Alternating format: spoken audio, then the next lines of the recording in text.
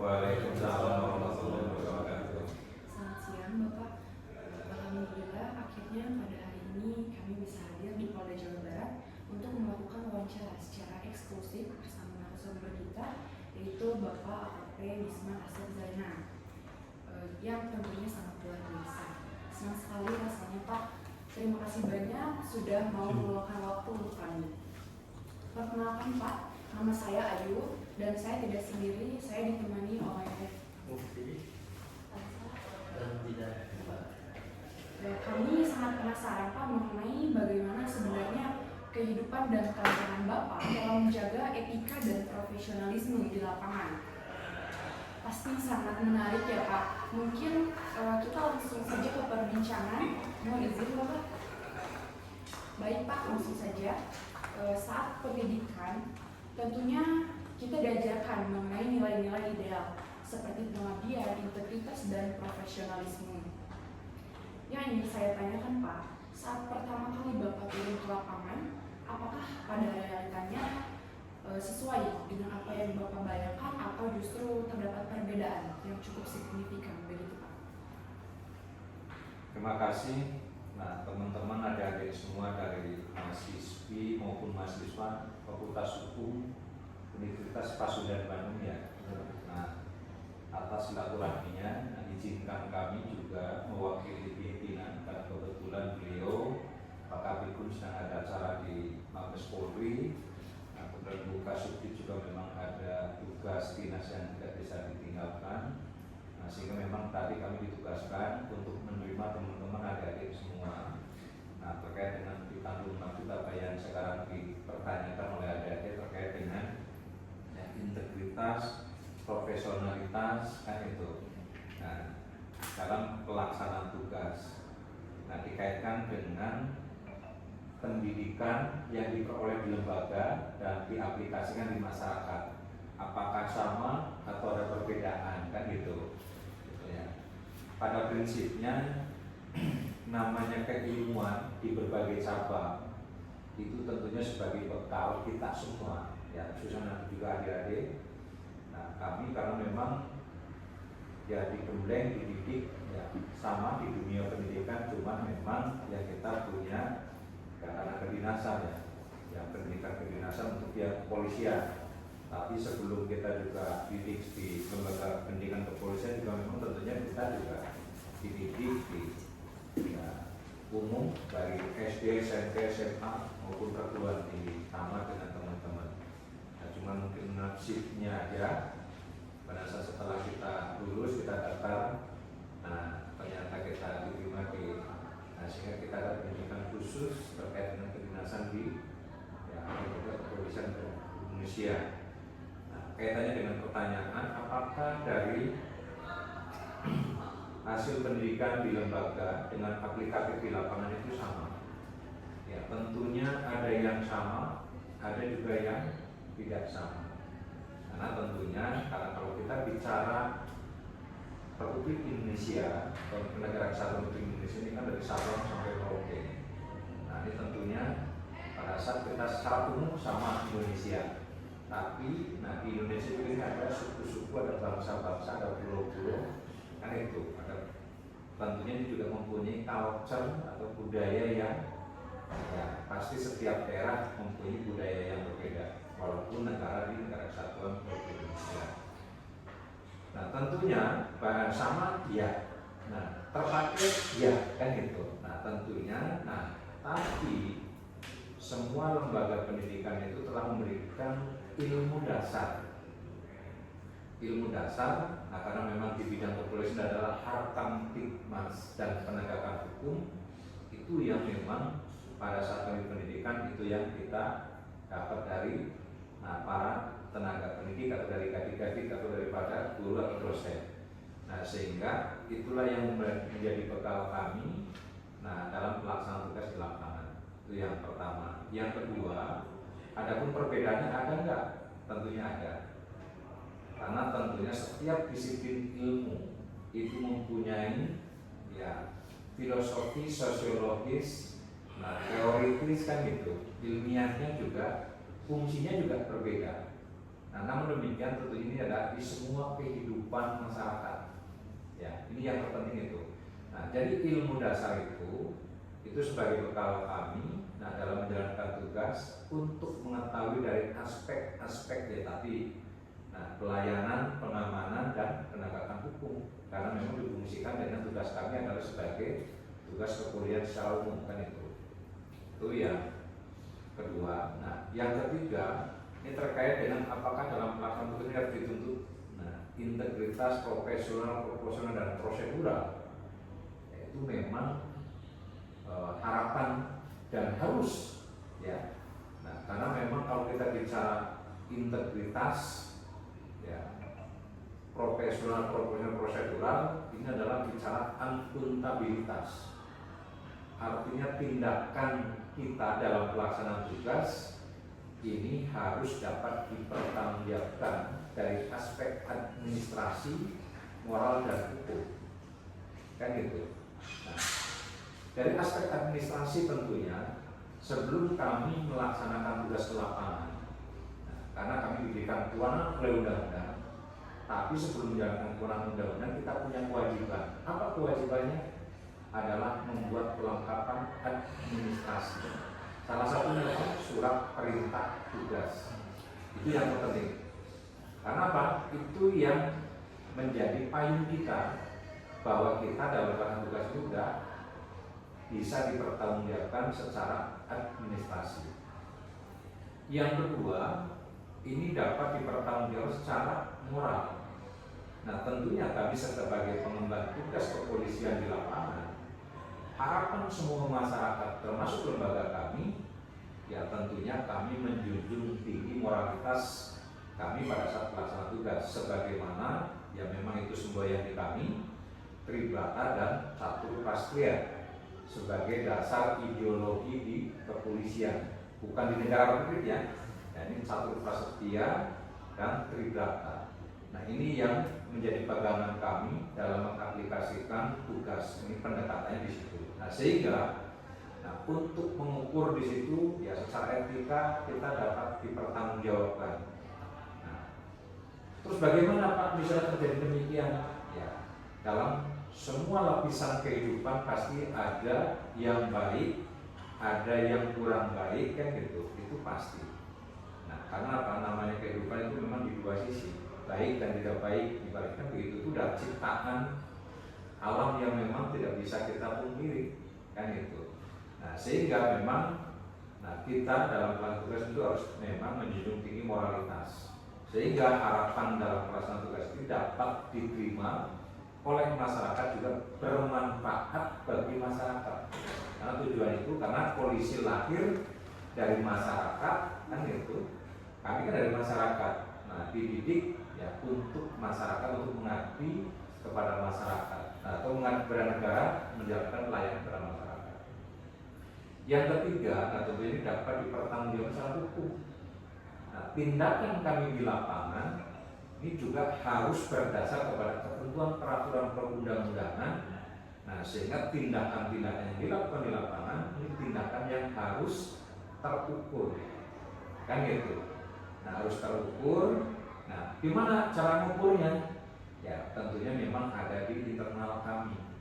Nah, itu bagian dari teknis, taktis kan gitu. Nah, itu ada ketentuan-ketentuan yang memang harus kita jalani. Nah, itu ada aturan-aturan internal selain undang-undang. Nah, ada peraturan Kapolri, ada peraturan turunannya dan turunannya kan gitu. Nah, sehingga itu untuk sebagai pelengkap bagi kami atau sebagai payung bagi kami dalam menjalankan tugas yang berpihak kepada ketentuan aturan hukum. Nah, sehingga harapan kami dalam pelayanan masyarakat ya ini dalam pelaksanaan tugas ini dapat dikatakan sebagai ya tugas yang dapat dipertemukan baik secara administrasi, moral dan hukum. Mungkin itu deh sementara ini dari yang saya jawab dari pertanyaan yang pertama. Pertanyaan sedikit, jawabannya panjang kan gitu. Nah, itu biasanya begitu. Mungkin ada yang lain? Monggo. Adanya terdapat kesenjangan antara idealisme yang diadakan dalam kesepakatan tugas bagaimana cara Bapak menyesuaikan diri untuk tetap menjaga terhadap nilai-nilai yang Ya, idealisme itu memang kita juga harus, karena itu menjadi suatu kebanggaan ya. Nah, idealisme itu pasti di mana-mana kita belajarkan itu. Tapi apakah idealisme itu pada saat kita turun ke lapangan dan masyarakat harus kita pegang? Ini bagian dari pembentengan diri kita sebetulnya. Nah, supaya apa? Ya, bukan berarti kita tidak bisa berbaur dengan masyarakat, tidak. Nah, tapi idealisme tersebut adalah menjadi kebanggaan dalam diri kita, bahwa kita adalah sebagai masyarakat yang telah dididik sebagai anggota Polri, yaitu bagian kebanggaan. Yang keduanya, ya kita bisa memberikan manfaat buat banyak orang. Nah, dari fungsi mungkin dari lembaga kepolisian. Nah, apakah ada kesenjangan? Nah, teori itu, menurut teori itu kan itu. Ya, kalau kesenjangan itu sebetulnya tidak ada. Kesenjangan itu hanya lahir dari rasa dan perasaan, kan itu. Menurut pandangan kami. Tapi kalau kita mensyukuri, ya, kalau kita mensyukuri, insya Allah tidak ada rasa kesenjangan. Karena dimanapun kita ditempatkan setelah dinas itu bagian dari tugas tanggung jawab, nah sekaligus kehormatan. Ya, karena tidak semua, nah kita dipercaya oleh lembaga, oleh pimpinan, nah ditugaskan di masing-masing tempat. Karena memang di kepolisian ini banyak fungsi, tugas fungsinya. Ya, sebagai pelayan, pelindung, pengayom dan penegakan hukum itu secara umumnya, tapi secara implementasi, ya secara kelembagaan ini juga banyak tugas fungsinya. Itu mungkin ya, kalau kesenjangan tidak ada. Selanjutnya saya ingin menanyakan perihal kode etik Polri, Pak. Oke. Nah, setiap profesi kan pasti memiliki kode etik. Ya. Menurut Bapak, seberapa penting kode etik ini dalam kesehatan yang bertugas, Pak? Benar-benar dijadikan panduan utama atau mungkin bagaimana gitu, Pak? Oke. Nah, karena tugas kepolisian itu adalah bagian tugas profesi, Pak. Nah, sehingga di situ di internal kami juga diatur tentang Perpol, ya. Itu dasar Perpol 7 tahun 2021 tentang kode etik profesi. Kan itu. Nah, di situ itu mengatur, Pak. Nah, apakah tindakan perilaku anggota kepolisian dalam melaksanakan tugas itu sudah sesuai dengan tupoksi rule-nya atau di luar itu, atau bahasa kerennya kata teman-teman itu use of power, melampaui kewenangan, kan gitu. Nah, sehingga disitulah ukurannya. Nah, aturan itu untuk mengukur apakah kami ini dalam menjalankan tugas dan kewenangan di lapangan ini telah sesuai dengan prosedur hukum yang seharusnya atau mungkin melampaui batasan itu. Nah, sehingga dibentuklah Perpol itu nanti terkait untuk ya supaya ada kejelasan. Karena di Perpol itu mengatur tentang etika kemasyarakatan, etika kepribadian, etika kelembagaan. Yakin kalau kita menjalankan etika kelembagaan, etika kemasyarakatan maupun kita etika sebagai pribadi anggota Polri, ya tentunya kita yakin dalam menjalankan tugas itu pasti profesional prosedur. Namun demikian, apabila ini ada, kenapa sih polisi demikian? Nah, ternyata teman-teman mengadukan kepada pihak pengawas internal dan mungkin Propam. Nah, nanti akan dilakukan audit investigasi. Apa pengaduannya, apa perilakunya, nanti akan diukur dengan ketentuan itu. Dilihat dari tadi etika kepribadiannya kayak apa, kelembagaannya kayak apa, kemasyarakatnya apa. Tindakan kepolisian itu apakah akan menyakiti masyarakat? Nah, nanti dilihat dari etika kemasyarakatan. Nah, itu di batang tubuhnya. Tapi nanti ada penjelasan, ada lebih rinci lagi. Karena etika kemasyarakatan ini itu banyak pointernya yang harus sebagai ukurannya, kan itu. Nah, etika organisasinya juga ada di situ. Nah, ini apakah dia menjalankan bentuk datang di situ berdasarkan tadi perintah tugas atau bukan perintah tugas, kan gitu. Nah ini juga nanti diukur dari situ, dari etika organisasi. Nah etika kepribadian apakah dalam menjalankan tugas di situ atau dan sebagai kita sebagai warga masyarakat. Nah kita juga menjalankan fungsi-fungsi itu atau tidak. Nah itu untuk mengukur tindakan-tindakan kita sebagai anggota Polri. Nah apabila dianggap tidak menjalankan itu, nah baru kita kena kepada pelanggaran etik, kan itu Pak. Nah, pelanggaran etik ya, karena kita sebagai melakukan profesi. Nah selain pelanggaran etik juga ada, di kita itu ada 2 pelanggaran. Ya, pelanggaran etik memang kaitannya dengan profesi. Nah ada juga pelanggaran yang memang tidak dilakukan bukan karena profesi. Contoh misal, saya tidak apel pagi. Nah itu masuk kategori pelanggaran. Ya disiplin. Ya bukan kode etik. Karena itu tanggung jawab pribadi kepada organisasi. Nah, sehingga kategorinya itu adalah pelanggaran disiplin. Artinya saya tidak disiplin, apel pagi jam 7 saya tidak melaksanakan itu misalnya secara berturut-turut dengan 3 hari TK tanpa keterangan. Nah itu udah bisa dikenakan tindakan disiplin atau pelanggaran disiplin. Nah tapi terkait dengan misalnya tadi, nah, kita bicara Polri secara umum melaksanakan tugas ternyata di situ menurut pandangan masyarakat. Nah, ini di luar fungsi tugas Polri misalnya. Ini ada tindakan dugaan pelanggaran etika. Akan dilihat nanti sejauh mana. Tadi ngukurin dari tadi etika organisasi, etika kelembagaan, etika pribadi dan etika kemasyarakatan. Nah, mungkin itu deh. Lalu untuk penggunaan kode etik sendiri itu setiap saat atau hanya momen tertentu tersebut? Maksudnya penggunaan bagaimana? Kayak misalkan dalam bertugas saja atau mungkin di luar bertugas juga kita. Nah, karena etik semua tadi, katakan tadi, etik adalah peraturan perundang-undangan tidak tertulis dan itu tertinggi, Pak. Karena kalau etika itu hubungannya dengan yang maha kuasa, hubungannya dengan otak manusia, dan hubungannya dengan hati nurani manusia. Ya, ini langsung kemaya kuasa. Nah, terus bagaimana penggunaannya? Ya, penggunaannya etika itu sendiri itu tadi, makanya letak maksud dalam tribrata dan catur prastia.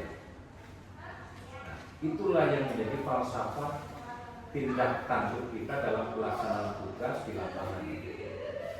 Kalau kita pegang teguh tribrata dan catur prastia, insya Allah ya, kita dianggap telah melaksanakan tugas yang profesional tersebut. Nah, tapi kalau kita tidak menjalankan sebagaimana falsafah tribrata dan catur prastia, ternyata misalnya akan masyarakat yang merasa dirugikan.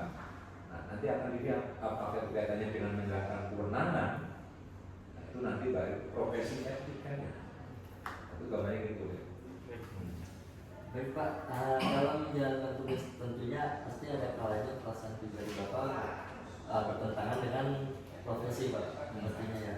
Misal, kayak hati kecil Bapak merasa iba, tapi sebagai polisi Bapak harus tetap tegas. Bagaimana Bapak biasanya menyikapi situasi seperti itu? Nah, pertanyaan bagus itu. Karena apa? Kita itu hidup, nah dalam menjalankan tugas khususnya kita itu bukan di dua pilihan Pak, tapi kita harus membuat, walaupun itu bukan pengadilan ya, kita bukan mengadili, tapi dalam menjalankan tugas kita harus seimbang, bukan harus adil ya. Artinya apa? Karena tadi kita bicara kepada ya keputusan apa itu bukan apa itu tentang hak asasi manusia. Jangan sampai kita mempunyai pandangan, mohon maaf ya, dalam tanda petik terhadap orang yang diduga sebagai pelaku pidana misalnya, dengan yang bukan pelaku tindak pidana atau menjadi korban tindak pidana, kok kita ini iba menjadi korban. Ya. Kalau bicara pribadi, kok ada iba itu manusiawi. Tapi dalam konteks menjalankan tugas, tetap kita harus profesional, artinya harus seimbang. Artinya semua dua pihak itu harus mendapatkan pelayanan. Nah, bagaimana walaupun misalnya terhadap tersangka atau yang diduga sebagai pelaku tindak pidana, dia mempunyai hak-hak hukum. Nah, bagi yang menjadi korban juga dia punya hak-hak korban. Itu menurut kacamata hukum. Makanya kita ada di tengah-tengah, harus seimbang. Karena yang mengatakan nanti salah dan benar itu bukan polisi. Nah, tapi nanti hakim di pengadilan, kan begitu. Nah, sehingga teman kewajiban kita diberikan kewenangan oleh undang-undang. Nah, dalam menjalankan kewenangan itu kita harus seimbang. Tidak boleh ada salah satu pihak yang merasa diuntungkan, apalagi kita ada keterpihakan. Nah, tapi kalau memang nyata-nyata itu untuk kepentingan, kebaikan, kebenaran, dan kemaslahatan banyak umat, ya kita harus condong kepada yang banyak maslahat buat umat, kan begitu. Walaupun misalnya ini tetap, walaupun kita bukan berarti mengkafirkan yang jauh, tidak, atau yang sedikit tidak, atau tidak mudah tidak, tapi dalam pelayanan tetap kita sama, tidak boleh mempertimbangkan itu ini. Mungkin itu deh dari jawaban dari pertanyaan itu, jawabannya itu kurang lebihnya itu. Terima kasih Pak. Nah, ada lagi? Berkaitan dengan yang Pak dalam menjalankan tugas kan ada dua pendekatannya Pak. Ada yang bilang aturan harus ditegakkan dan tidak ada kompromi. Tapi ada juga yang bilang kita harus melihat situasinya terlebih dahulu, itu jangan terlalu kaku. Nah, kalau Bapak sendiri biasanya tinggal kita sebagai aparat penegak hukum, tadi kan berbicara itu udah penegakan hukum. Nah, ini ada 3 teori azas. Ada azas legalitas, azas manfaat, azas kepastian hukum. Kan begitu. Ya. Tak kalau memang tadi ada suatu perbuatan yang dianggap melawan hukum, misalnya, kan itu. Tapi ini untuk kepentingan masyarakat banyak. Nah, contoh nih, saya punya keluarga, punya istri, punya anak 10, istri 1, anak 10. Kerjaan saya serabutan, nggak punya beras, anak istri udah 3 hari belum makan. Ternyata saya ngambil pisangnya tetangga, atau kelapanya tetangga, atau ayamnya tetangga.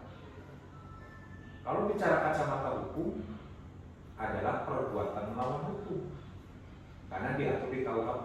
Tadi kita bicara azas legalitas, ada aturan hukum yang mengatur itu tidak boleh. Nah, tapi dengan hasil proses penyelidikan, ternyata dia berbuat melawan hukum dengan untuk mempertahankan hidup buat dirinya dan keluarganya.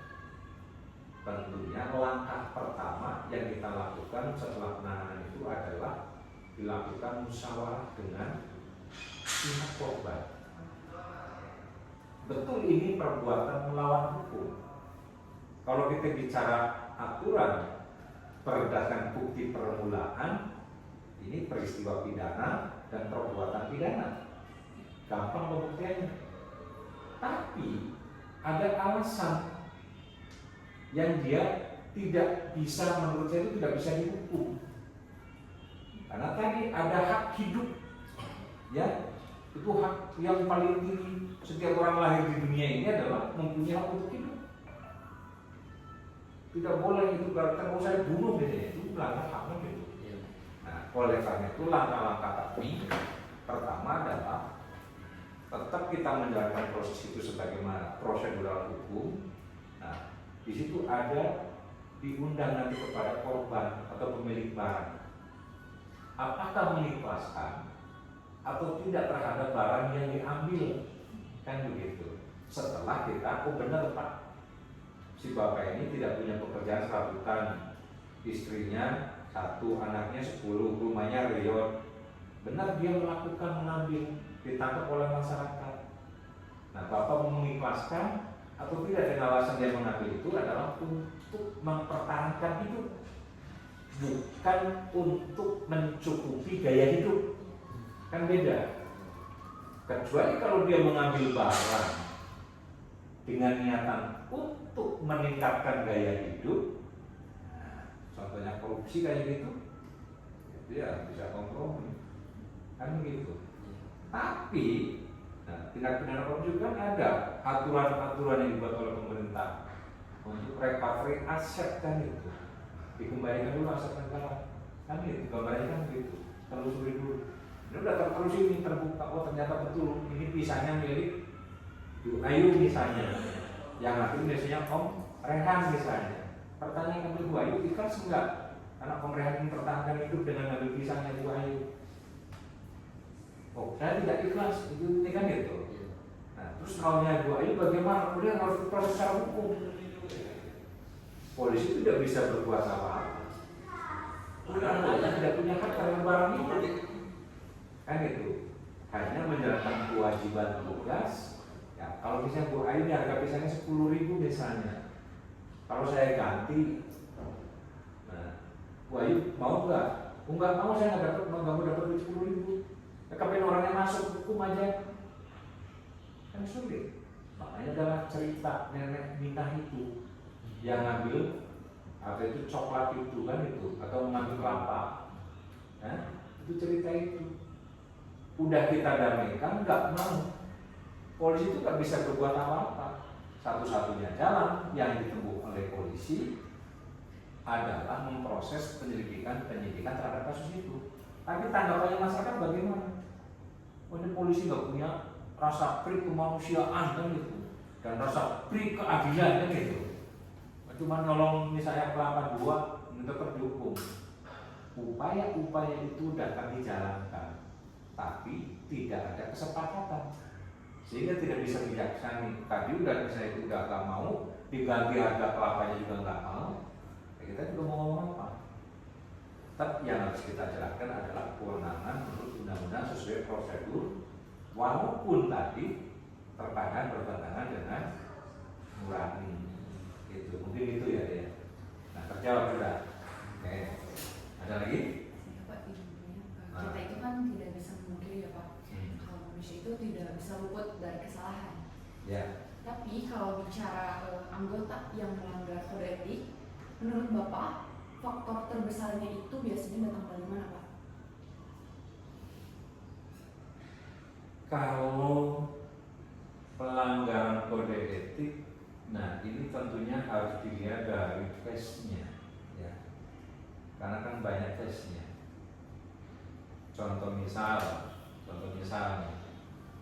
saya dalam menjalankan tugas tidak profesional, berdampak dengan adanya kerugian buat orang lain, saya dilaporkan. Nah, itu apakah timbul dari lembaga atau dari tidak? Semuanya timbul yang nanti dilihat dari menstruannya, kan gitu. Apakah tindakan kepolisian itu selalu? Nah, contoh misal, namanya membunuh orang itu tidak boleh dimanapun, karena itu kaitannya dengan undang-undang HAM kan itu, atau DUHAM kan itu. Tetapi undang-undang juga memberikan, artinya di situ ada diskresi. Tahu teman-teman apa yang disebut diskresi? Udah masuk belum ke teori pidana? Kebetulan kita ngambil perdata sih. Perdata? Iya, Pak. Oh, oke. Gak nyambung kalau gitu. Nah, itu ada diskresi. Artinya diskresi itu adalah perbuatan melampaui batas kewenangan hukum, tapi dapat dipertanggungjawabkan menurut hukum. Tadi contohnya membunuh orang itu tidak boleh.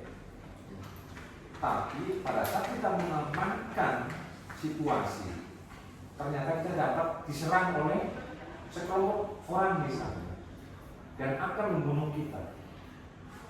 Kita punya senjata, kita pernah bawa senjata misalnya. Masa kita mau diam aja dibacok? Kita punya diskresi, pasti kita tembak peringatan. Kalau dia masih tetap melawan itu, kita mau dibunuh sama dia misalnya. Lalu kita salah satu dari kelompok itu kita tembak. Tembakan itu bukan untuk membunuh, tapi tembakan itu adalah tembakan untuk melumpuhkan, sehingga tindakan yang terukur. Nah, kenapa itu misalnya, mohon maaf ya, ini perampok ini ditangkap, tangkapnya ditembak, ya, artinya karena dia melakukan kejahatan yang merugikan banyak orang, barang dan nyawa orang.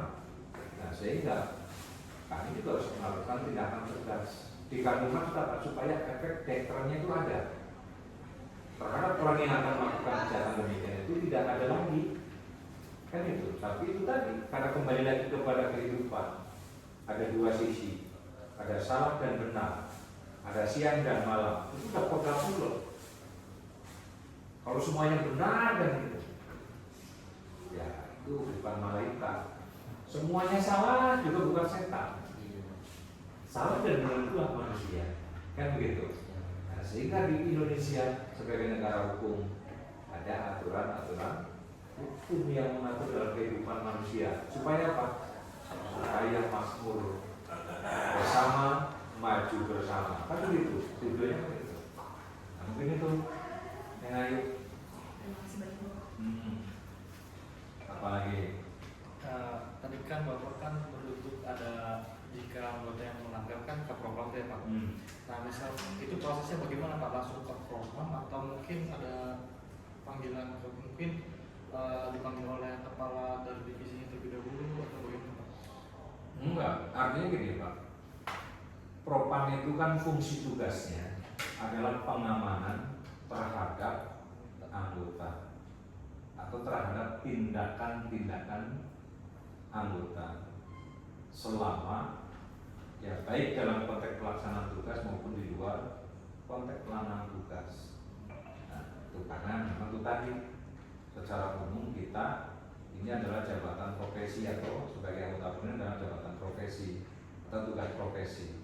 Nah, apakah nanti bagian dari tiga tadi saya contohkan yang disebutkan memang ada dua pelanggaran etik dan pelanggaran disiplin. Nah, pelanggaran disiplin contohnya tadi saya nggak apel pagi, nah saya nggak apel sore, itu masuk dalam kategori tindakan disiplin. Tetapi kalau saya dalam menjalankan tugas tadi ada orang yang dirugikan, misalnya dia melaporkan kerugiannya apa, ini tentunya juga harus dilakukan proses penyelidikan, ya, proses auditor, proses investigasi. Benar nggak peristiwa yang dilaporkan itu benar terjadi? Benar nggak dia sebagai pelakunya misalnya atau sebagai terduga pelanggarnya? Bukti apa yang menunjukkan dia sebagai pelaku pelanggarnya? Kan itu. Ini harus jelas sama. Karena kita negara hukum tidak boleh mentang-mentang ini provos terus kita harus ini ya nggak bisa begitu juga. Itulah yang tadi diatur di Perpol 7 terkait dengan tata cara penegakan hukum terkait dengan dugaan pelanggaran etik misalnya. Gambarannya begitu. Nah, kadang-kadang pelanggaran etik itu lebih sadis dari putusan pidana, tergantung dari tingkatan pelanggaran yang dilakukan oleh anggota tersebut. Tentunya berdasarkan bukti-bukti permulaan atau alat bukti yang ditemukan.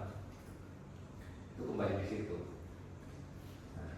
Tapi kalau misalkan ya Pak, boleh salah satu jenis pelanggaran kode etik disebutkan, mungkin bisa digambarkan gitu Pak.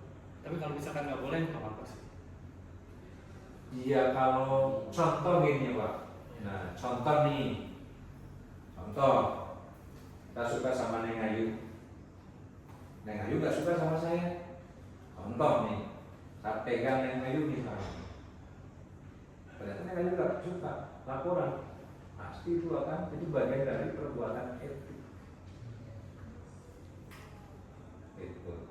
Itu salah satunya aja. Yang kecil-kecil nggak usah contoh yang lain lah. Gitu. Yang suka sama Neng Ayu belum tentu suka sama saya. Saya maksa kan Neng Ayu, masa kepegang Neng Ayu misalnya. Apalagi saya mohon maaf nih, kalau saya salah ngomong, menyium gitu. Udah tenang. Nah, menurut Bapak nih ya, sanksinya itu sudah tepat belum Pak? Kalau misalkan di penjara atau mungkin dipecat gitu? Nah, itu kalau etik ada tingkatannya, ada berat, sedang, ringan. Kalau yang berat sudah pasti cuma PTDH, itu udah pasti. Nah, kalau yang sedang itu tergantung. Ya, kalau yang ringan, nah itu juga ada. Pokoknya ada klasifikasinya, Pak. Ada klasifikasinya. Nah, kalau yang udah kayak gitu, itu berat maksudnya. Contohnya misalnya tadi saya suka sama yang lain belum tentu suka. Kalau sama-sama suka bisa terjadi kan. Tapi kalau satu sapi yang tidak suka, bisa tidak terjadi. Itu bagian dari pelanggaran. Kan itu. Ya, salah satunya itu. Nah, apakah itu berat? Berat. Karena di lain itu diatur di undang-undang lain. Undang-undang PPKS kan gitu. Perlindungan saksi korban itu terkait dengan kisah itu kan gitu. Jangan kayak gitu, Pak. Misalnya, oh ini si X, bodinya kayak gitar, itu udah saya salah, Pak. Kalau memang si X tidak mau diomong kayak gitu, itu udah saya melanggar etik. Nah, cuma apakah buktinya apa, itu nanti dalam pembuktian investigasi.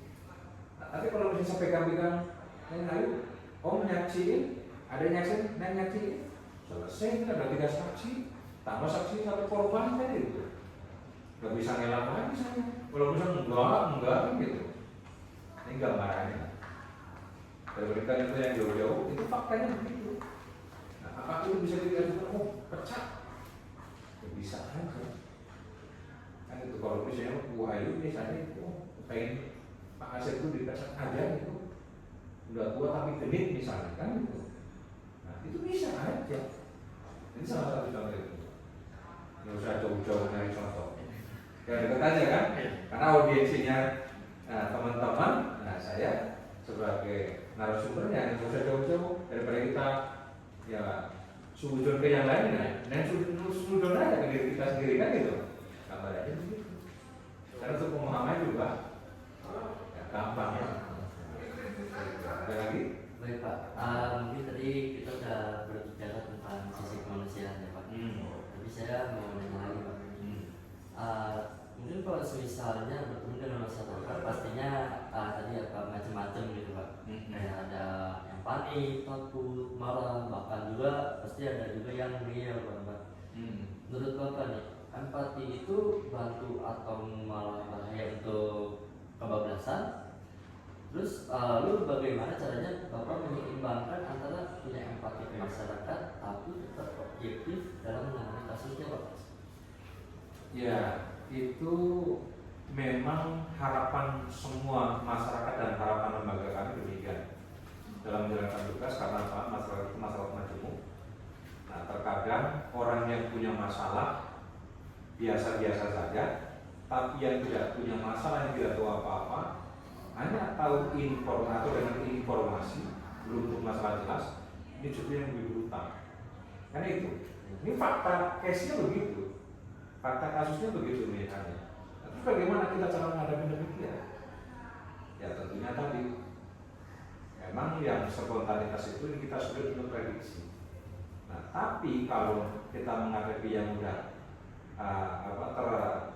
terindikasi terprediksi, ya kita juga membuat perencanaan strategi. Karena kita juga contoh misal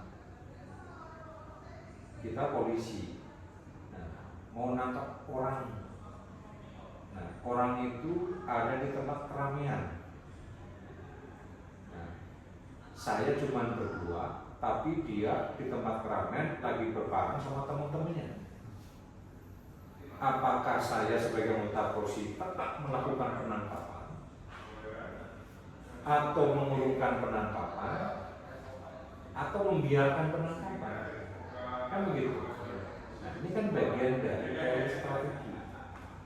Saya cuma berdua, kalau hanya nangkap 1 orang mungkin kuat. Cuman posisinya dia sedang berada di lingkungan dengan teman-temannya lebih dari 20 orang. Itu namanya mati konyol, Pak.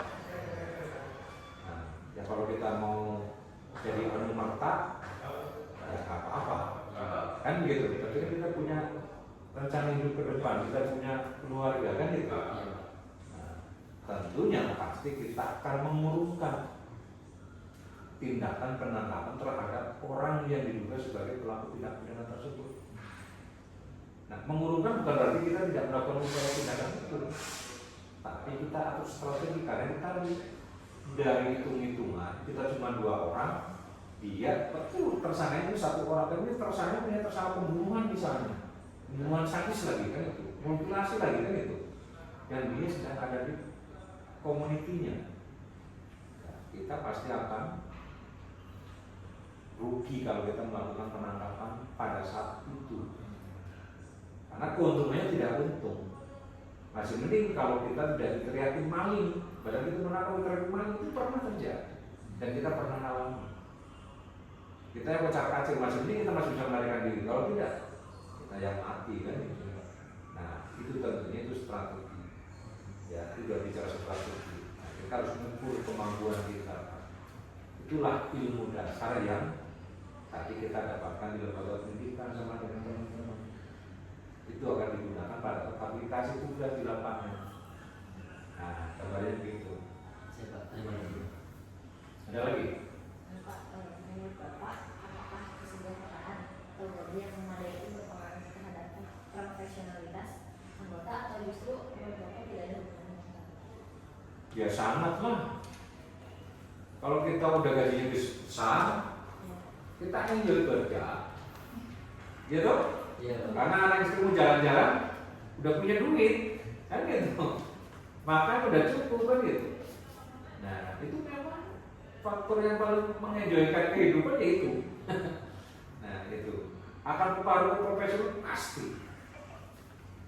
Tapi apakah Bapak melihat bahwa perbaikan kesejahteraan itu bisa mengurangi potensi pelanggaran etika di lapangan? Itu salah satunya, tapi tidak mutlak. Ya. Karena apa? Pelanggaran yang terjadi di lapangan itu bukan dari faktor itu saja. Contoh nih, saya misalnya keluar nih, nah, ternyata saya bisa ngomong sama orang. Yang tadinya saya sabar itu, udah saya diem aja, ternyata muter lagi, nyenggol lagi kan gitu. Nah, kan itu kan memancing. Saya juga manusia biasa kadang-kadang gitu. Ini maunya apa ya orang kan gitu. Nah, ternyata setelah itu, dia balik lagi ini, terjadilah misalnya di situ lagi. Mau kalah, mau menang, pasti saya secara etika udah nggak boleh melakukan itu. Gitu kan itu, karena kita harus menjadi polisi yang sabar. Nah, itu. Apalagi sekarang masuk tuntutan masyarakat begitu. Karena pengadilan netizen itu lebih sadis daripada pengadilan negeri kan gitu. Nah, itu. Makanya kita hati-hati lah. Hidup temenin hati-hati. Itu aja intinya kan. Ada lagi? Lalu Bapak dalam kode etik pasti ada beberapa prinsip yang benar-benar fundamental. Menurut Bapak, prinsip apa yang wajib untuk dijaga, Pak? Tadi, etika kelembagaan, etika pribadi, etika kemasyarakatan. Kalau udah pegang itu semua, insya Allah itu yang fundamentalnya di situ. Insya Allah tindakan yang profesional bisa dilakukan. Dari ketiga itu, mana yang menurut Bapak paling challenging gitu Pak untuk diterapkan? Semuanya harus sih. Kita sebagai manusia yang punya tanda petik sebagai anggota Polri, artinya kita dididik secara khusus di badan normatif masyarakat umum pada umumnya. Jadi kita harus mempunyai kelebihan-kelebihan itu dari cara mengukur diri kita. Itu harapannya seperti itu. Tapi itu tadi kita kalau ada terjadi pelanggaran itu kan kembali lagi kepada situasional kayak apa. Kita juga tidak tahu. Karena kalau kata Bang Nabi, kejahatan itu bisa terjadi kalau ada kesempatan. Kan begitu.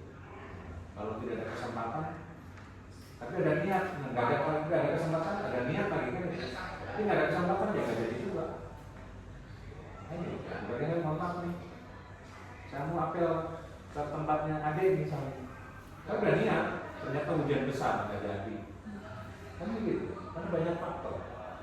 Nah, sehingga itu semua tiga dasar itu menjadi fundamental yang harus dipedomani oleh setiap anggota Polri supaya tidak terjadi pelanggaran etik. Nah, ya. Pak. Sebagai pertanyaan terakhir Bapak, banyak mahasiswa Senang saya kalau mau pertanyaan terakhir ini. Gitu, Pak. Banyak mahasiswa hukum, terkhususnya mahasiswa Universitas Pasundan yang bercita-cita masuk kepolisian, Pak. Apa saran Bapak untuk kami agar bisa menjadi polisi yang berintegritas dan siap menghadapi tantangan profesi, dan mental seperti apa Pak yang harus dipersiapkan sejak awal, Pak? Nah, karena memasuk polisi nanti teman-teman bisa dari sumber sarjana. Ini salah satunya Pak Ki Kalang ini. Nah, itu juga sama dari sarjana hukum yang malah udah punya kartu pengacara. Nah, dia daftar itu bulan lebih lima kan itu sekarang udah di kepolisian. Nah, kiat-kiatnya apa? Pertama harus hidup sehat, ya. Itu syaratnya itu pasti harus hidup sehat. Karena barometer diterima atau tidak diterima di polisi itu sehat, baik jasmani maupun rohani. Itu yang pertama. Yang kedua, nah ini tentunya teman-teman juga harus ya mau dan menjaga. Karena kalau mau aja nggak dijaga juga, nah ini harus konsisten.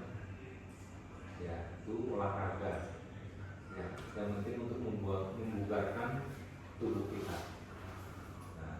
Itu yang kedua, karena itu nanti masuk komponen juga. Komponen pertama kesehatan itu pasti, yang kedua adalah komponen kesehatan jasmani dan rohani. Yang ketiga disiplin. Ya, dari sejak sekarang kalau kita lihat ini bagus bodinya, ini bagus, bukan berarti teman-teman tidak bagus. Kan itu, karena sekarang di polisi juga kan tidak hanya di kepolisiannya, jadi ASN ini juga ada. Yang tentunya harus mau belajar juga terkait dengan psikotes, ya, psikotes, tapi karena psikotes juga penting. Itu juga untuk mengetahui mengendalikan diri kita, itu dari teori itu. Sifat-sifat kita itu juga di situ. Jiwa kepemimpinan kita juga kita akan ketahui dari situ. Kan gitu. Yang ketiga, yang selanjutnya tetap ibadah sesuai dengan kepercayaan masing-masing. Karena itu modalnya itu. Yang lain-lain itu enggak.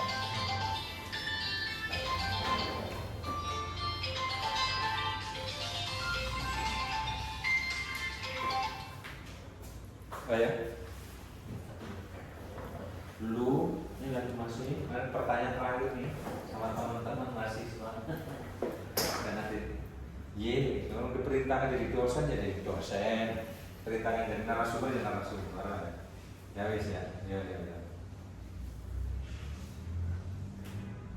Nah itu jadi itu kiat-kiatnya minimal IPK.